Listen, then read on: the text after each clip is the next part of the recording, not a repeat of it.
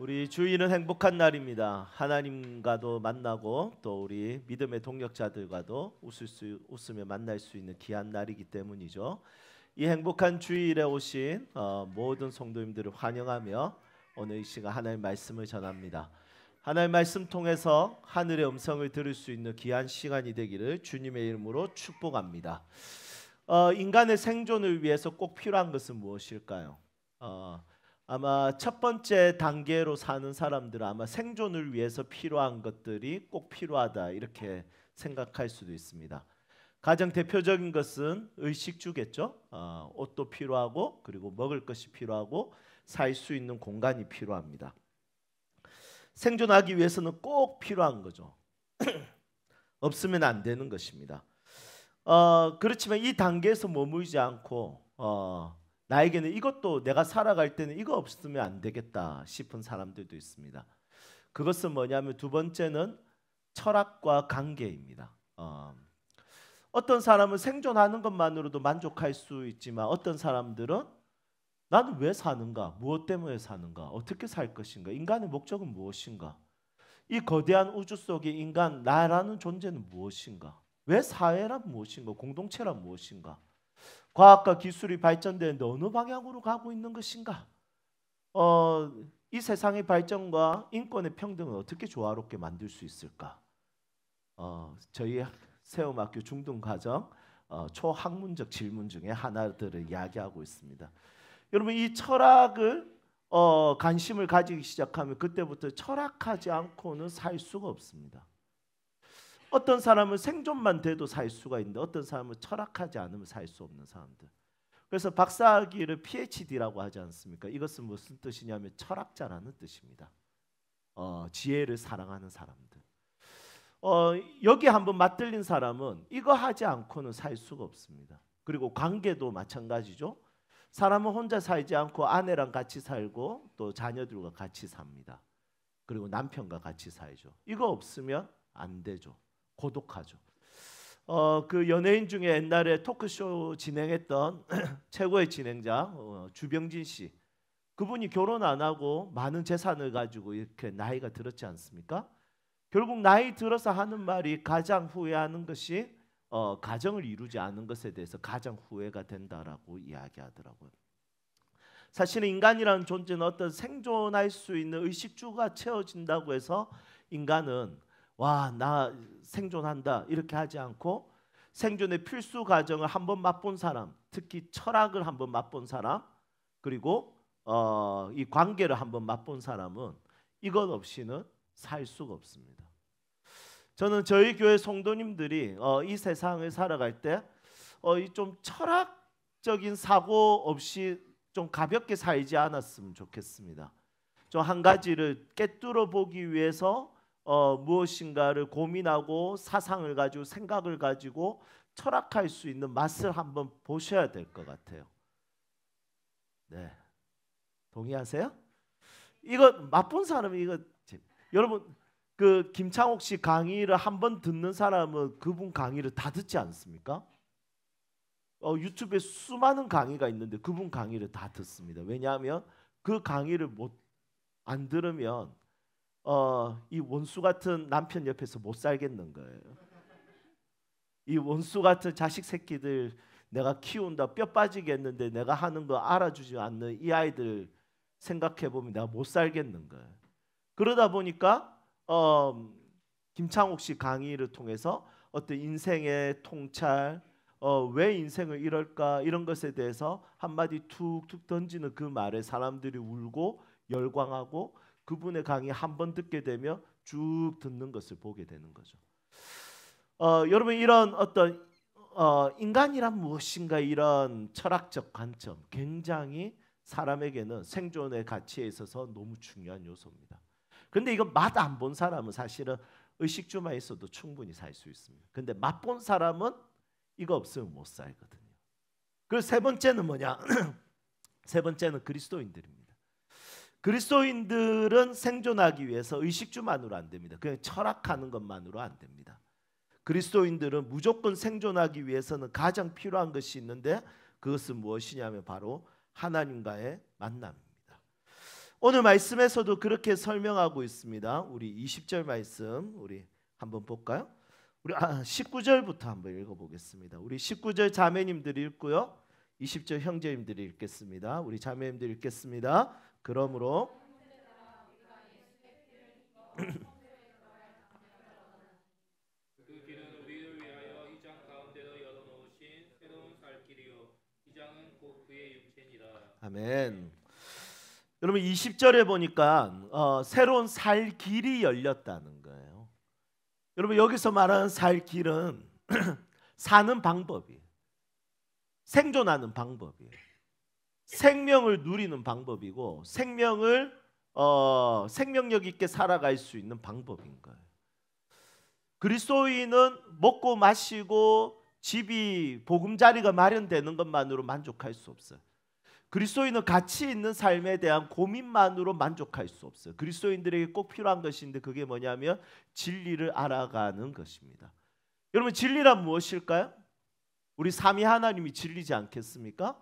그 삼위 하나님이 누구신지, 그 삼위 하나님이 우리에게 원하시는 것이 무엇인지, 그 삼위 하나님이 우리에게 가지고 있는 마음은 무엇인지, 그 삼위 하나님께서 우리를 만나 주시는 그것에 대한 경험이 우리를 일상을, 우리의 삶의 존재의 이유를, 가치를 살게 한다는 것이죠. 그래서 그리스도인이 사는 방법은 생존에 필요한 것만 채워지는 것으로만 그리스도인은 사는 것이 아니라, 정서적인 체험으로만 사라지는 것이 아니라, 그리스도인들에게 꼭 필요한 것은 하나님과의 만남의 장소가 반드시 필요한 겁니다. 여러분 이것은 해도 되고 안 해도 되는 그런 요소가 아닙니다. 그리스도인들은 하나님과의 만남의 자리 없이는 살 수 없는 자들이라는 거죠. 그리스도께서 몸을 찢기시면서까지 그 휘장을 찢으시고 우리는 그 휘장을 통과해서 지성소까지 들어가는 살 길을 마련해 놓으셨습니다. 그래서 하나님과의 만남을 가질 수 있는 그 자리를 우리 그리스도인들은 생존에 있어서 가장 최우선시 되는 자리라는 것입니다. 영국의 수학자이며 논리학자인 버트런드 러셀이라는 사람이 있습니다. 이 사람은 청교도 신앙을 가진 가정에서 자란 사람인데, 그러면 이 사람 자연스럽게 그리스도인으로 자랄 줄 알았는데 공부를 너무 많이 했는지, 그렇다고 해서 공부 많이 한 사람이 무신론이 된다는 말은 아니지만 공부 많이 하지 말라는 말도 아닙니다. 나는 무신론자가 되기 싫어서 공부 안 해, 이런 핑계 애들 안 돼. 여러분 이 사람이 공부를 너무 많이 해서 그런지 이거 자꾸 애들한테 공부 안 할 수 있는 핑계를 주는 것 같아요. 어쨌든 여러분 이 사람이 무신론자로 살기로 결정했습니다. 하나님 없다. 네, 이렇게. 그래서 어떤 그리스도인이 이 사람에게 물었습니다. 당신이 죽어서 만약 심판대에 서면 당신은 후회하지 않겠습니까? 그 자리에서 당신은 무엇을 이야기하시겠습니까? 이렇게 질문했습니다. 그랬더니 이 러셀이 뭐라고 했냐면 이렇게 이야기합니다. 진짜 이 사람 이 무신론자로서 진심인 것 같아요. 뭐라고 이야기했냐면, 만약 그런 자리에 서게 된다면 저는 이렇게 대답할 겁니다. 하나님, 증거가 너무 부족했어요. 여러분 기가 막힌 대답이지 않습니까? 하나님, 아니 내가 만약에 이 문제가 그렇게 중요한 문제라면, 생명과 관련되고 천국과 지옥의 문제라면 증거를 명확하게 보여줘야 되는 거 아니겠습니까?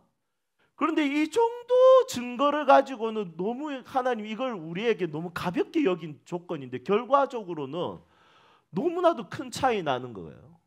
그래서 자기는 당당하게 말할 겁니다. 나는 봤을 때 하나님이 우리에게 당신이 살아있다는 증거를 너무 부족하게 주신 것 같습니다.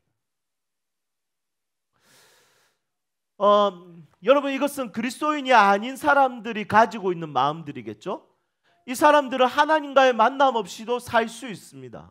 이 사람들은 그냥 먹고 마시고 그리고 철학하고 정서적으로 체험받고 그리고 누군가의 관계를 가지는 것만으로도 충분히 아마 살 수 있을 것 같습니다.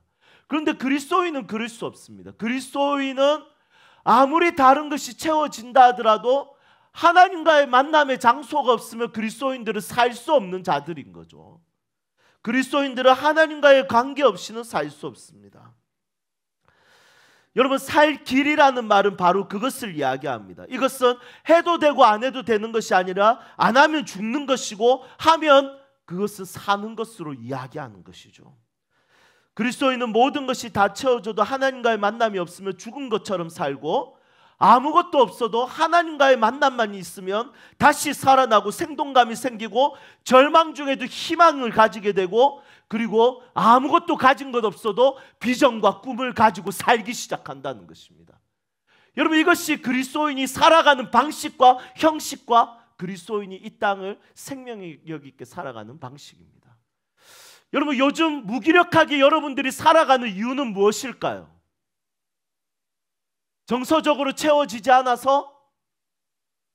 아니면 내가 지금 필요한 부분들이 지금 결핍이 있어서? 아니요. 여러분들이 그리스도인이라면 여러분들이 지금 무기력하게 사는 이유는 딱 하나입니다. 하나님과의 만남의 장소를 잃어버렸기 때문입니다. 여러분, 저는 오늘 여러분들을 축복하고 싶습니다. 여러분들의 인생을 축복하고 싶습니다. 여러분들이 가장 여러분들답게 살 수 있기를 축복하고 싶습니다. 한번 사는 인생인데 정말 마음껏 꿈을 가지고 비전을 가지고 생동력 있게 이 세상을 살아갈 수 있기를 축복합니다. 그런데 그것을 위해서 가장 필요한 것은 하나님과의 만남을 다시 회복하셔야 됩니다.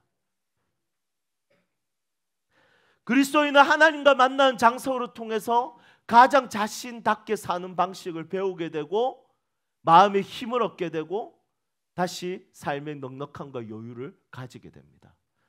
아무리 절망적인 상황이라도 여러분, 그리스도인들에게 해답이 있습니다. 그것은 무엇이냐면 하나님과의 만남의 자리라는 거죠. 여러분, 저도 사방이 막혀 있는 순간들이 너무 많습니다. 야, 이거 해낼 수 있을까라는 생각이 있습니다. 그런데 그런 순간에도 열려 있는 곳이 있는데 사방이 막혀 있어도 하늘은 열려 있더라고요. 하늘만 보면 살 수 있을 것 같습니다. 다시 도전해 볼 수 있을 것 같습니다. 다시 새로운 한 달을 다시 기대할 수 있을 것 같습니다. 그런데 하나님과 만남이 없으면 내가 가지는 절망을 그 절망 그대로 내가 가져야 됩니다.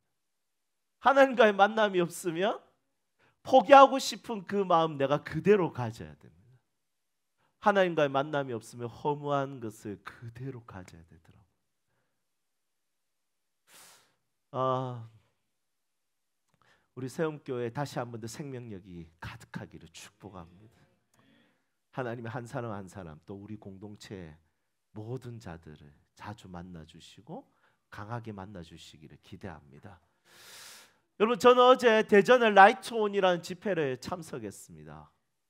역대급이었습니다. 진짜 한 2,000명의 청소년들이 참여했는데 청소년들 제가 긴장되자 2,000명이나 모아놓으면 얘들이 설교 듣겠나 이 생각. 왜냐하면 어른들이 2,000명 들어도 손에 잘 안 잡히는데 아들 2,000명 여러분 손에 잡히나 생각합니다. 제가 얘들 제가 설교 잘 안 듣지 않습니까? 그런데 얘들이 다릅니다. 설교 때 진짜 애들이 집중을 하고 너무 집중을 하더라고. 1시간 동안 흐트러지지 않더라고. 웃고 울고 막. 그리고 마지막에 비 준비하시니 같이 찬양하고 주여 3번 부르고 기도하는데 주여가 그냥 끝났어요.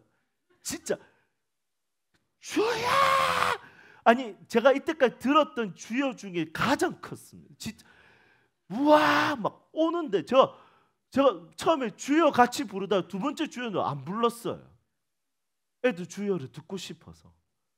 너무 진짜 센 거예요. 제가 그래서 나가는데 의전하시는 목사님들이 막 따라 나오시는데 그 목사님들이 너무 놀래가지고 목사님 오늘 주여가 너무 장난이야. 야 애들 기도하는 소리가 너무 여러분 이 아이들은 지금 학교에 기도 운동을 만들려고 하거든요. 그런데 지금 학교는 중립성 때문에 기도 운동을 못 만들게 합니다. 조금 이따가 이야기할 거예요. 여러분 그 부분에 있어서 아이들은 하나님과의 만남 없이는 그것을 할 수 없다라고 생각하는 거예요. 그러니까 주여 하면서 하나님 살려주십시오. 우리 학교 기도 모임에 만들어지게 해주십시오. 기도하는데 너무 간절한 거예요. 그런데 이 아이들이 얼마나 많은 힘을 가지고 흩어졌는지 여러분 지금 대전 땅에 지금까지 기도 운동이 많이 일어났는데 어제도 결단서가 너무 많이 들어왔답니다. 우리 학교의 기도 운동이 만들어지는데 제가 첫 시작을 하겠습니다. 여러분 하나님과의 만남이 있으면 돌파할 수 있습니다. 하나님이 주시는 힘이 있으면 하나님의 은혜가 있으면 하나님이 살리시면 살아납니다. 여러분 그 하나님을 우리 더 기대할 수 있기를 주님의 이름으로 축복합니다. 여러분 그렇다면 우리에게는 하나님과의 만남만 있을까요? 우리에겐 다른 만남도 있습니다. 우리 한번 25절 말씀 볼까요? 우리 25절 말씀 함께 읽겠습니다. 모이기를 회하는 어떤 사람들의 습관과 같이 하지 말고 오직 권하여 그날이 가까움을 볼수록 더욱 그리하자. 아멘. 그리스도인들에게 꼭 필요한 만남인데 그것은 뭐냐면 그리스도인들끼리의 만남입니다. 여러분 지금 히브리서를 처음 읽는 원독자들은 만남을 자주 하면 안 되는 사람들입니다. 왜냐하면 이 사람들은 지금 네로 황제의 핍박 앞에 놓여 있기 때문이죠. 여러분 여러 가지 핑계거리들이 있지만 여러분 지금 죽음 앞에 놓여 있는 모여서 기도 소리라도 밖에 새어나가면 큰일 나는 그런 상황에 있습니다. 그런데 이런 상황에 있는 그 사람들에게 히브리서 기자는 뭐라고 이야기하냐면 그렇다고 해서 모이기를 패하려고 하는 습관을 가진 사람처럼 하지 말라는 거예요. 여러분 그런 경우면 안 모일 이유가 충분합니다. 북한의 지하교회 성도들이 안 모일 이유가 충분합니다. 그렇지만 그들은 모입니다. 여러분 초대교회 때도 마찬가지입니다. 그리스도인들이 어려움과 위험을 당하지만 그들은 모여서 함께 예배하고 함께 찬양했습니다. 북한의 지하교회 성도들은 찬양을 불러도 소리 없이 부릅니다. 왜냐하면 소리가 밖으로 나가면 잡혀서 죽을 수도 있기 때문이죠. 이런 상황 가운데서도 히브리서 기자는 모이기를 패하지 말라, 모이기를 서로 권하라, 너희들 같이 더 모여라 이렇게 이야기하고 있다는 것입니다. 여러분 그날이 가까울수록 그렇게 하라고 되어 있는데 그날이라는 것은 종말입니다. 그리스도께서 다시 오시는 것이 가까워집니다. 여러분 종말을 앞두고 있으면 사실은 우리는 같이 모이는 것보다 개인적인 즐거움을 더 즐기려고 합니다. 왜냐하면 인생이 얼마 남지 않았는데 모여서 뭐 하겠습니까? 조금이라도 내 쾌락과 레저를 즐기는 것이 더 중요하지 않겠습니까? 그런데 그리스도인들은 종말이 가까우면 가까울수록 개인적인 삶을 살지 말고 공동체적인 삶을 살아라고 히브리서 기자는 그 원독자들에게 설명하고 있습니다. 여러분 이 세상에 이 두 가지 이유가 만약에 있어도 모이라고 말하면 그것은 하나님께서 우리에게 주신 정말 중요한 진리입니다. 그 두 가지는 뭡니까? 하나는 죽음 앞에 놓여 있는 위기입니다. 모이다가 죽을 수 있습니다. 두 번째는 종말론적인 것입니다. 언제 예수님이 다시 오실지 모릅니다. 실제로 예수님이 내가 곧 오리라 했기 때문에 초대교회 성도들은 진짜 예수님 곧 온다 생각하고 전도하고 모이고 있었습니다. 곧 오시는 그 예수님이 오시면 우리는 더 이상 이 세상에서 누릴 수 있는 쾌락을 누릴 수 없기 때문에 사람들은 대부분 만약에 내일 이 세상이 종말한다면 엉망진창이 될 것입니다. 그런데 그리스도인들은 내일 이 땅이 종말한다 할지라도 그리스도인들은 사과나무 한 그루 심는 것이 아니라 우리는 함께 모이게 될 것입니다. 물론 사과나무 심어도 괜찮습니다. 그 공동체를 위해서. 여러분 이런 부분들에 있어서 히브리서 기자는 어떤 상황에도 모이기를 패하는 것에 대해서 핑계 댈 수 없도록 만들어 버립니다. 교회는 무엇을 하는 곳입니까? 교회는 모이는 곳입니다. 교회는 자주 모일 수 있도록 성경은 우리에게 요청하고 있습니다. 교회는 모든 활동이 모임으로 시작합니다. 왜냐하면 교회는 24절에 나와 있는 것처럼 사랑과 선행을 베푸는 공동체이기 때문이죠. 그래서 교회는 무조건 모여야 됩니다. 예배도 모여서 드리고 교육도 모여서 하고 선교할 때는 수없이 많이 모여서 준비합니다. 그리고 식사할 때도 모여서 교제하고 서로의 필요를 알고 사랑으로 섬깁니다. 여러분 저희 교회는 1000명이 넘어도 1000명이 넘지는 않겠죠. 왜냐하면 200명 되면 분립개척할 거기 때문에. 여러분 아무리 사람이 많이 모여도 저희 교회는 교육자들 명찰 달지 않을 겁니다. 왜냐하면 교육자의 이름은 명찰로 통해서 아는 것이 아니라 식사에 초대해서 아는 것이기 때문이죠. 여러분 이런 것을 생각했을 때 사람의 이름을 안다는 것은 그 이름의 세자를 아는 것이 아니라 그 사람에 대해서 아는 것이 너무 중요합니다. 그것이 바로 교회 공동체입니다. 여러분 저는 저희 교회가 더 자주 더 많이 모일 수 있는 교회가 되기를 소망합니다. 각 부서의 리더들에게 권면하고 싶습니다. 모임을 만드는 것을 두려워하지 마십시오. 성도들이 바쁜 것을 배려하지 마십시오. 여러분 더 많은 모임을 만드십시오. 리더들 아멘? 예, 노맨인가요? 여러분 사실 젊은 사람들이 많은 교회라서 다 바쁠 것 같습니다. 저도 그래서 모임을 만드는 것에 소심합니다. 어느 순간에 그것이 우리 교회의 습관이 되고 문화로 자리 잡힐까 봐 두렵습니다. 시간이 지나도 모이기를 두려워하고 모임을 만들기를 무서워하는 교회가 될까 봐 두렵습니다. 그런데 히브리서 기자는 도저히 도망갈 수 없도록 이야기합니다. 모이다가 죽을지라도 너희들은 모이기를 패하지 마라고 이야기합니다. 여러분 더 많은 모임을 만들어서 더 많이 기도하고 더 많이 말씀을 나누면 그 사람들의 시간을 뺏는 것이 아니라 그 사람들은 더 하나님의 사람으로 더 잘 살 수 있게 될 것입니다. 여러분 교회에서 하는 모든 모임을 통해서 교회는 더 활발해질 것이고 교회뿐만이 아니라 모든 성도들이 더 삶의 가치와 의미와 이유를 찾게 될 것입니다. 여러분 이것에 대한 믿음이 있기를 주님의 이름으로 축복합니다. 여러분 저는 다대포에서 일어났던 한 사건을 소개하려고 합니다. 다대포에 누가 있죠? 예, 우리 신승훈 전사님, 저희 교회 전사님과 우리 최진희 전사님이 다대포에 있지 않습니까? 그래서 다대포 땅은 복받은 땅입니다. 예, 저희 교회에서 큰 사역자가 그곳에 있기 때문이죠. 앞으로 경만 전사님과 성현 전사님이 어디서 사역할지 모르겠지만 그 땅은 복받은 땅이 될 줄로 믿습니다. 많이 기도해 주십시오. 우리 경만 전사님 다리 위에서 많이 기도해 주십시오. 저 두꺼운 몸을 저 다리가 어떻게 지탱할지 인대도 없이 걱정입니다. 여러분 신승훈 전사님과 교제하면서 이야기를 들었습니다. 다대포에 한 큰 사건이 생겼습니다. 학교에서 5명이 기도 모임을 시작했는데 한 달 동안 27명이 되었습니다. 난리가 났습니다. 음악실에 모였는데 막 애들의 기도 소리가 밖으로 터져 나갑니다. 그런데 그 소리를 지나가는 체육 선생님이 듣고 문을 벌컥 열고 너희들 뭐 하는 짓이야 이렇게 했습니다. 그랬더니 애들이 이렇게 이야기합니다. 저희 학교를 위해서 기도하고 있습니다. 그랬더니 선생님이 이렇게 이거 불법이야. 이거는 교칙에 위배돼. 학교는 종교적으로 중립적인 곳이라서 종교 활동을 할 수가 없어. 그래서 이거 없애야 돼. 그런데 체육 선생님 그 말하고 한번 쭉 돌아보니까 이 체육 선생님이 그 학교 배구부 담당이시거든요. 그런데 배구부 학생들이 몇 명 앉아 있는 거예요. 그리고 엄청 크게 신경질을 내면서 야 배구부들 너희들 여기 더 한 번 더 참석하면 배구부에서 퇴출이야.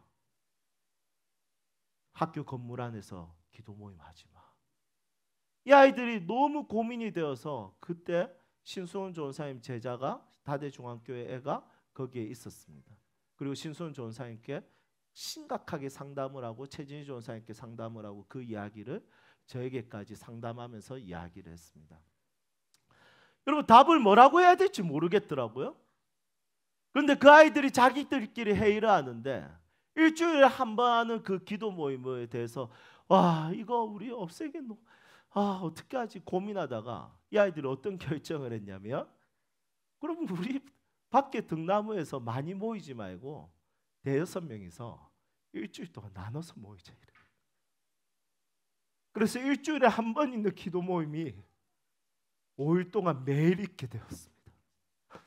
저 그 사진을 보는데 그 아이들이 너무 이쁜 거예요. 여러분 그 모임이 지금 40명 모이고 있답니다. 제가 금요일날 우리 목요일날 승훈 전사님하고 식사하고 그 이야기를 듣고 집에 오는데 너무 이쁘다. 간식 사야 되겠다. 그럼 이 생각이 드는 거예요. 여러분, 이 세상은 앞으로도 교회가 모일 시간과 환경을 제공하지 않을 겁니다. 이 세상은 더 바빠질 것이고 이 세상은 더 우리에게 많은 즐거움들을 제공할 것입니다. 그렇죠. 그리스도인들의 생명은 어디에 있습니까? 그리스도께 있지 않습니까? 그리스도께 있다고 믿는 사람들의 모임은 특별합니다. 생명을 살리는 모임입니다. 여러분, 저는 저희 교회가 모임에 더 적극적이게 되어서 하나님께 영광이 되고 이 세상에 생명을 흘려보낼 수 있는 교회가 되기를 주님의 이름으로 축복하고 싶습니다. 요즘 저는 저희 아이들과 함께 식사하는 시간이 너무 즐겁습니다. 대화를 하면 애들 너무 한결 네. 설교 기니까 그만하라는 거죠. 한결이의 독특한 질문, 한별이의 철없는 웃음, 일의 외모. 그 세 명과 대화할 때 아빠가 하는 모든 말에 관심을 가지고 들으면서 웃는 아이들의 모습이 너무 이쁘고 사랑스럽습니다. 그러면 가족들의 모임이 한 번 더 모이는 것이 참 좋구나 이런 생각이 들었습니다. 여러분, 교회 공동체도 그렇지 않겠습니까? 여러분, 우리 이곳을 텅 비워놔서 되겠습니까? 우리 한 번 더 모일까요? 우리 자주 만날까요? 하나님과도 자주 만나십시오. 또 우리 서로 자주 만났으면 좋겠습니다. 2012년도에 독일의 막스 프랑크라는 사람이 연구한 자료가 있습니다. 한 사람이 독주할 때 한 명씩 독주할 때 이제 이 신경에다 뇌에다가 회로를 다 연결해서 그 사람들의 신체적 반응을 조사를 했답니다. 그런데 한 사람씩 독주할 때는 전부 다 신체적 반응이 뇌 활동이 다 달랐대요. 그런데 합주를 딱 시켜보고 합주 때 이렇게 그러니까 같은 곡을 연주하는데도 독주로 할 때는 다 신경이 다 다른데 같은 곡을 합주로 시키니까 어떤 일이 일어나냐면 신경 활동이 비슷해지고 호흡의 속도, 심장이 비슷한 박자로 뛰고 피부에 흐르는 전기 자극도 일치했다는 거예요. 같이 합주하니까. 그리고 합주를 멈추는 순간에 그게 또 다시 다 이렇게 각자의 신경회로로 돌아갔답니다. 여러분, 저는 이 자료를 보면서 참 재밌었습니다. 이게 우리가 서로가 다 달라도 하나의 곡을 합주할 때 모두의 신경이 또 동일하게 되듯이 그리스도인들도 하나님의 나라를 함께 품고 함께 달려갈 때 뇌 활동과 신경의 작용과 심장 박동수가 비슷해질 수가 있구나. 여러분, 우리는 서로 다 생각도 다르고 우리는 전부 다 마음도 다릅니다. 경험도 다르고. 그렇지만 우리가 일치할 때가 있습니다. 그것은 하나님 나라와 비전을 위해서 함께 모일 때입니다. 여러분, 저희 교회가 더욱더 하나님께서 주신 비전의 공동체가 되어서 함께 한 마음으로 자주 모이고 자주 이 세상을 품고 자주 하나님 앞에서 나아가는 사람들이 되기를 소망합니다. 오늘 이 말씀이 저희 교회와 여러분들의 가정과 여러분들의 삶에 영적 유익이 있기를 주님의 이름으로 진심으로 축복합니다. 함께 찬양합시다.